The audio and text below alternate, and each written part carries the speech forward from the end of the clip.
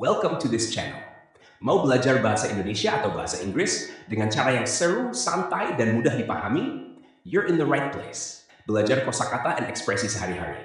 Learn daily vocabulary and expressions. Dengarkan contoh situasi nyata. Listen to real-life examples. Subscribe sekarang dan nyalakan notifikasi. Let's learn together and have fun. Welcome to the deep dive. So you've shared some Indonesian lesson notes with us. Beginner level. That's right. Absolute beginners. And we're gonna, dig into them, pull out the really practical stuff. Exactly. The idea is to give you, the listener, some essentials. Maybe for travel, maybe just because you're curious. Yeah, like a quick start guide. Imagine you've just landed, you want to explore. These phrases could be your first step, right? Precisely. We're hitting the basics, asking questions, talking about sights. And these notes, they're designed to be super accessible. Good. Make it easy for us. And useful straight away. Whether you're actually booking flights or just intrigued by the language. Okay, let's get right to it then. The lesson kicks off with this exchange. Edie says, "Maaf, bola tanya." And the seller replies, "Bolo." What's the lowdown here? Well, what's interesting straight off the bat is that politeness.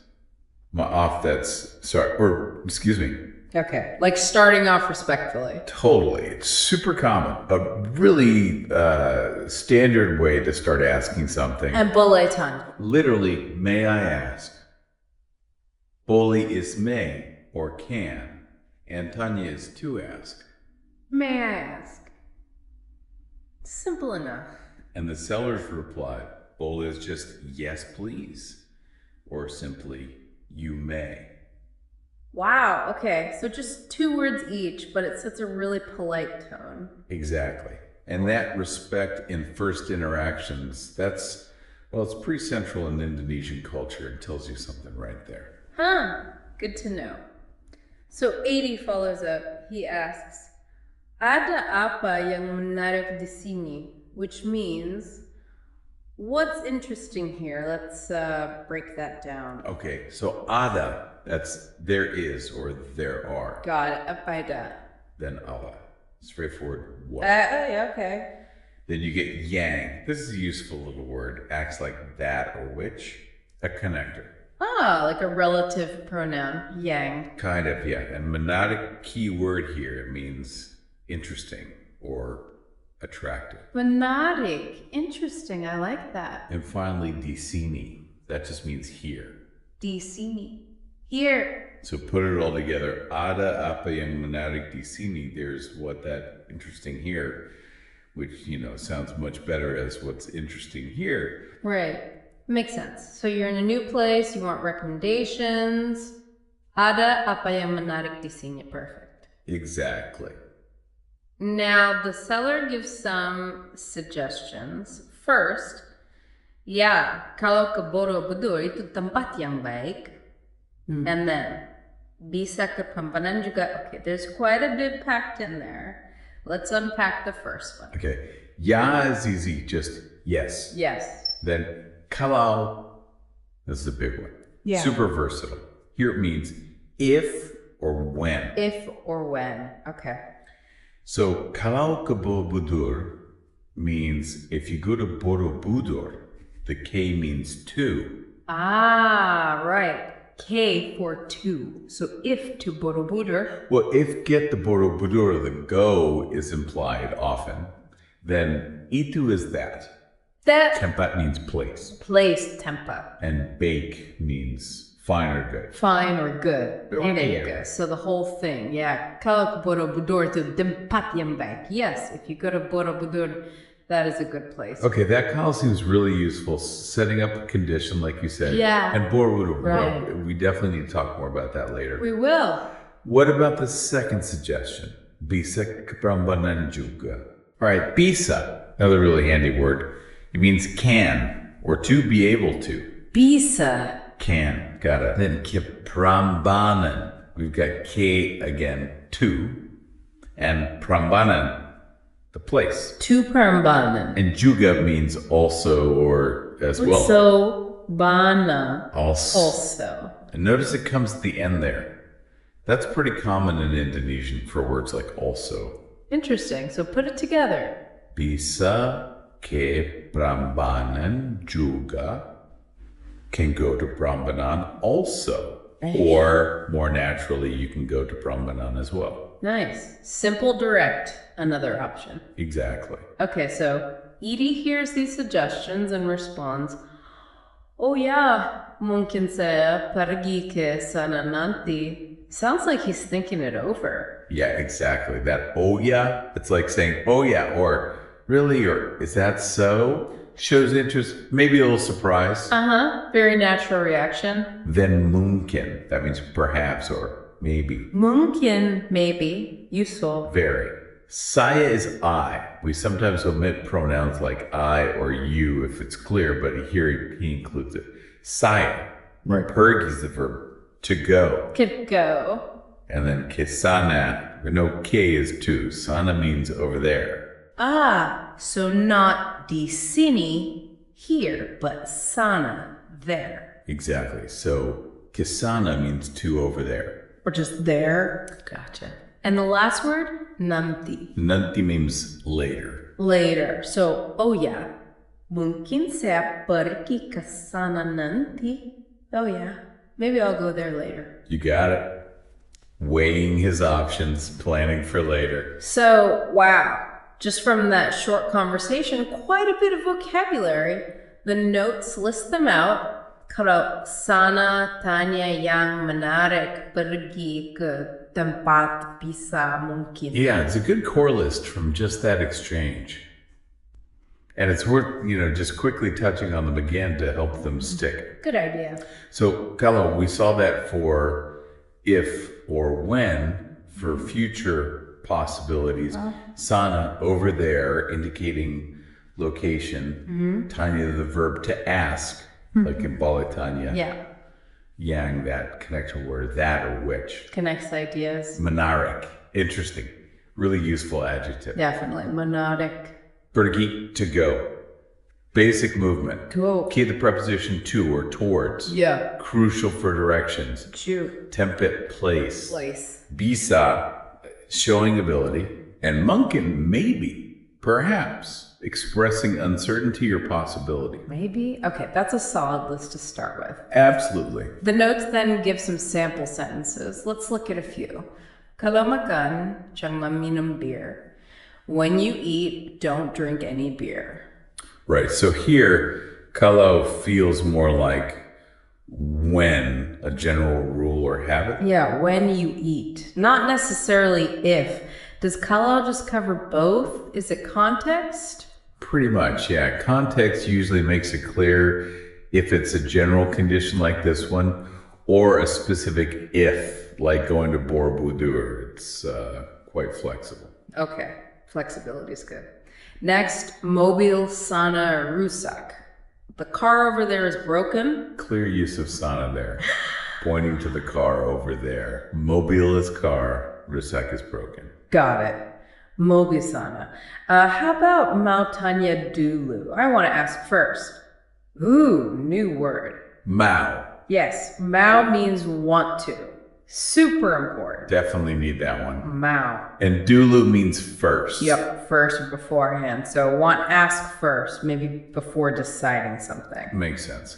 Then, keraton itu menarik sekali. The keraton is very interesting. Reinforces menarik. Interesting. And keraton is a palace, often a royal palace. Itu is that, pointing to the keraton. And what's sekali? Sekali means very, so not just interesting, but very interesting. Menarik sekali. Nice. Menarik sekali. I'll try to remember that. Here's a travel one. Mau pergi ke Bali. Do you want to go to Bali? Perfect. Combines mau, want to, pergi, go, and kitu, with a famous place. Very practical question. Yeah, you could use that structure for anywhere. Mau pergi ke. Okay, simple one. Itu tempat baik. That is a good place. Just like the seller said about Borobudur, using itu, that, tempat, place, and be. Good, straightforward. Very clear. And last one, mungkin bisa datang. Perhaps I can come. Right, revisiting mungkin perhaps and bisa can. Datang means to come. Shows possibility, maybe replying to an invitation. Okay, those examples really help see the words in different situations. Exactly, context is everything. So the grammar focus then just recaps kalau and que. For kalau, it mentions irrealis, future or conditional.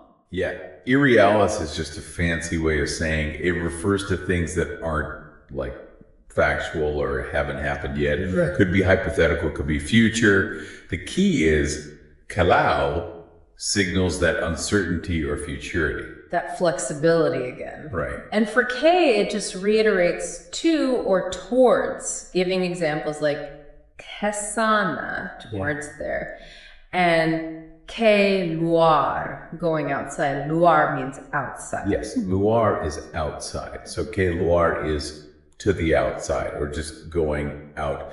It shows how que combines with these directional or location words. Are there other common ones like sana or luar that beginners might bump into quickly? Well, you might hear que sini, meaning to here or come here, or que dalam for inside.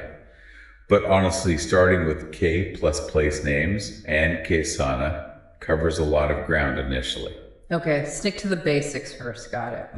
Now this is cool. The cultural insight section connects right back to the seller's tips. Borobudur and Prambanan. Exactly, it gives the why behind those suggestions. So Borobudur, it says it's one of the world's largest Buddhist monuments, shaped like a mandala. It's absolutely massive.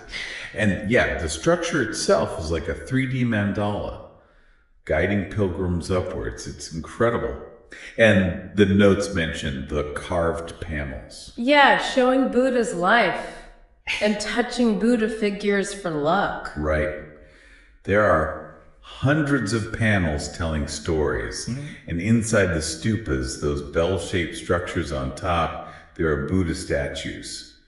Tradition says if you can reach through the holes in the stupa and touch certain parts of the statue, it brings good fortune. Wow. So it's not just ancient history, it's living tradition too. Very much so. It's a stunning mix of art, spirituality, and history. You can see why the seller would immediately suggest it. Definitely. And then there's Candy Prambanan. This one's Hindu. That's right. A huge complex dedicated mainly to the Trimurti, the Hindu trinity of Shiva, Vishnu, and Brahma. Tall, spired temples. Really dramatic architecture. And it's between Yogya and Solo, Yogyakarta and Surakarta, right? Correct. It's right there in central Java, like Borobudur, but representing the Hindu heritage of the region. And the Ramayana ballet held there.